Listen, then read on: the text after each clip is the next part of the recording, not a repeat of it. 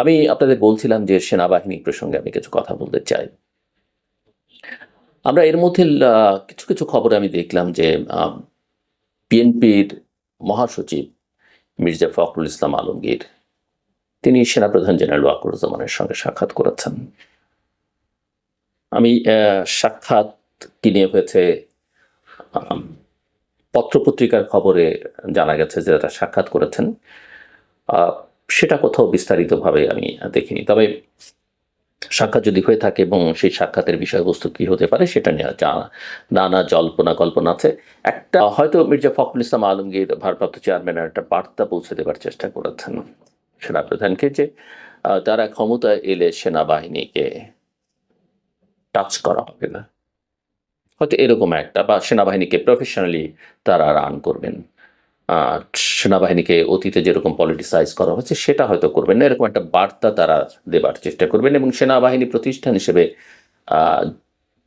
যেন প্রতিষ্ঠানের মতো চলতে পারে সেরকম হয়তো একটা বার্তা দিয়েছেন। বাট আন্ডারস্ট্যান্ডিং কিছু হয়েছে কিনা সেটা আমার জানা নেই। কারণ উভয় পক্ষেই কিছু আস্থার সংকটের জায়গা থাকতে পারে এবং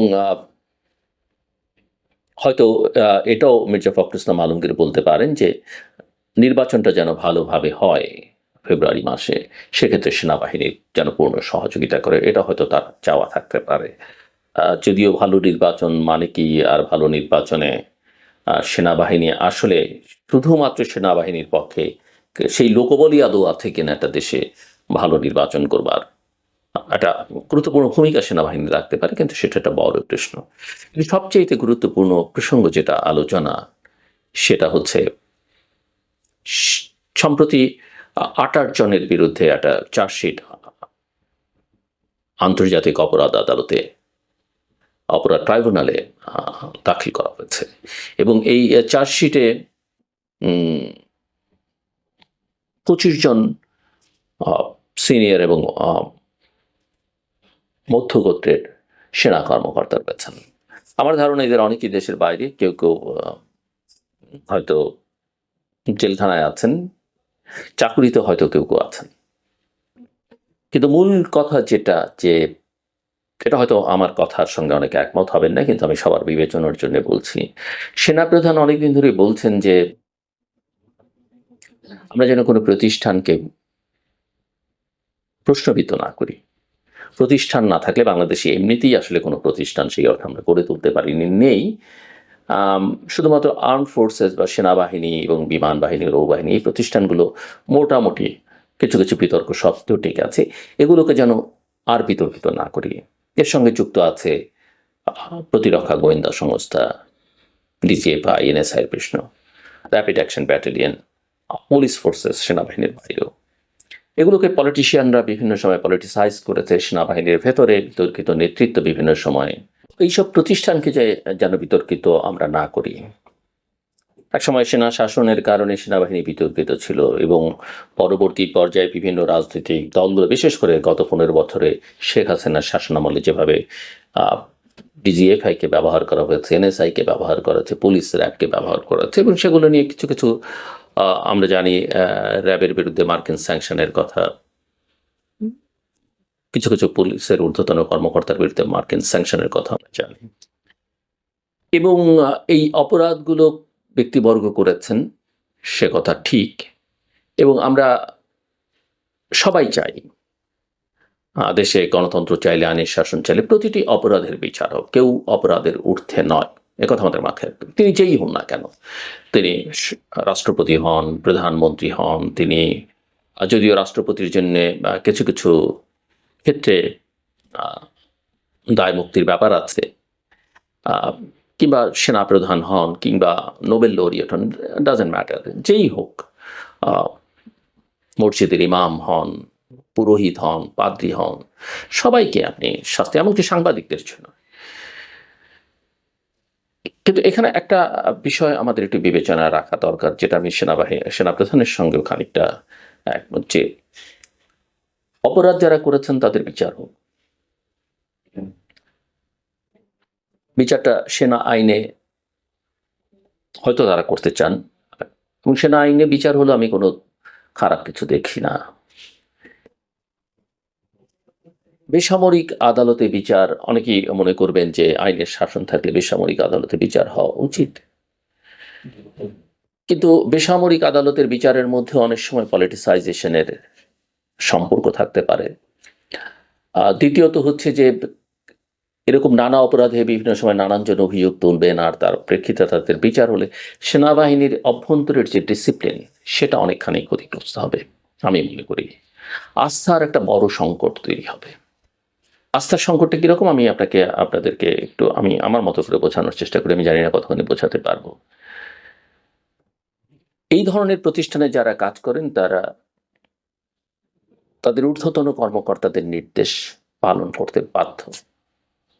আপনি বলতে পারেন বেআইনি কাজ কি আপনি সবসময় করবেন, আপনি কি করতে বাধ্য, এই কথা আমরা সবসময় বলি, বিশেষ করে অন্যান্য ক্ষেত্রে সিভিল প্রশাসনের ক্ষেত্রে, পুলিশের ক্ষেত্রে এটা আমরা বলি বটেই, আপনি বাধ্য নন।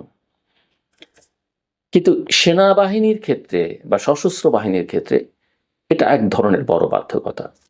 যদি আমরা জানি যে প্রতিরক্ষা গোয়েন্দা সংস্থাটা প্রধানমন্ত্রীর বা বর্তমানে প্রধান উপদেষ্টার দপ্তরের অধীনে, কিন্তু তাদেরও নেতৃত্বটা সেনাবাহিনীর ভেতর থেকে আসে, এবং সেনাবাহিনীর সঙ্গে তাদের সেনা প্রধানের সঙ্গে বা ঊর্ধ্বতন কর্মকর্তাদের সঙ্গে তাদের কোনো সম্পর্ক নেই, এটা বলা যাবে না, কারণ তারা ওই বাহিনীর ভেতরকার মানুষ। দ্বিতীয় কথা হচ্ছে যে এই যে কমান্ড চেনের কথা আমি বললাম, তারা যদি না মানেন এবং এই প্র্যাকটিস যদি তাদের মধ্যে শুরু হয়, এটা কিন্তু একটা ভয়ঙ্কর অবস্থায় চলে যেতে পারে।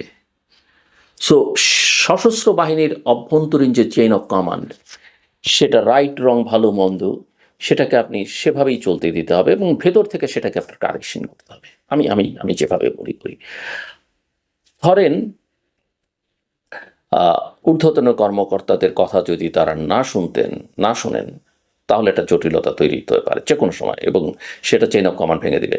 আমরা একটা উদাহরণ হিসেবে যদি বলি, ধরেন এই যে 24শে জুলাই আগস্টের সময় যে অভ্যুত্থান, সে ফর এক্সাম্পল সেনাপ্রধান এবং কতিপয় সিনিয়র জেনারেল চাইলেন যে আমরা আর সরকারের নির্দেশ আদেশ মানব না, আমরা জনগণের পক্ষে দাঁড়াবো। একটা বড় অংশ যদি সে সময় প্রতিবাদ করতেন, না আমরা তো সরকারের অধীনে, কাজে আমাদের সরকারের কথাই মানতে হবে, আমরা সরকারের কথাই শুনব, বুঝতে পারেন এই অভ্যুত্থান সেদিন সাফল্যের মুখ দেখতো? আমার মনে হয় দেখতো না। কিংবা এটা বুঝতে পারেন কি ধরনের বিশৃঙ্খলা সেই 70-এর দশকে 75-এর মতো অবস্থা বাংলাদেশ সেনাবাহিনীর বা সশস্ত্র বাহিনীর ভেতরে হতো। আবার উল্টো দিক থেকে যদি চিন্তা করেন যে সেনা প্রধান চাইছেন না বা তার সতীর্থ জেনারেলরা চাইছেন না, কিন্তু ভেতরে একটা ভীষণ চাপ যে আমরা জনগণের পক্ষে দাঁড়াবো, আমরা কমান্ড শুনবো না, সরকারের সঙ্গে থাকবো, সেটাও একটা বিশৃঙ্খলা, কিন্তু চরম বিশৃঙ্খলা। ইয়েস, যখন পুরো বাহিনী একসঙ্গে থাকে তখন সমস্যাটা কম হয়, কোনো সমস্যা হয় না। কিন্তু বাহিনীর ভেতরে যদি অসন্তোষ থাকে, রাইটলি অর রংলি, সেটা কিন্তু বাহিনীকে, ওই ফোর্সেসকে ক্ষতিগ্রস্ত করে, এবং এরকম পরিস্থিতিতে দেশের স্বাধীনতা, নিরাপত্তা, সার্বভৌমত্ব ঝুঁকির মধ্যে থাকে। সো আমি জানি না যে সেনাবাহিনী বিষয়টাকে কিভাবে ডিল করছে, কি চাইছে তারা। তবে রাজনৈতিক মহলে অনেক রকমের উচ্ছ্বাস আমরা দেখতে পাই, অনেক রকমের দাবি দেখতে পাই। রাজনৈতিক মহলে বেশ সাধারণভাবে নাগরিকদের মধ্যে অনেক রকমের উচ্ছ্বাস থাকতে পারে, অনেক রকমের ক্ষোভ থাকতে পারে, অনেক বক্তব্য থাকতে পারে, কিন্তু রাষ্ট্র একটা নির্দিষ্ট নিয়মের মধ্যে চলে, তাকে একটা নিয়মের মধ্যে চালাতে হয়। আবেগ দিয়ে বলে ফেললাম ক্যান্টনমেন্ট গড়িয়ে দাও, আবেগ দিয়ে বলে ফেললাম এই সেনাবাহিনী চাই না, এই ডিজিএফআই বিলুপ্ত করতে হবে, এগুলো দিয়ে রাষ্ট্র চলবে না। আর আপনি এইসব কথাবার্তা যখন বলবেন, বাইরে থেকে যারা আপনার জন্য হুমকি, দেশের জন্য হুমকি, তারা আসলে তখন নড়ে চড়ে বসে। এটা মাথায় রাখতে হবে।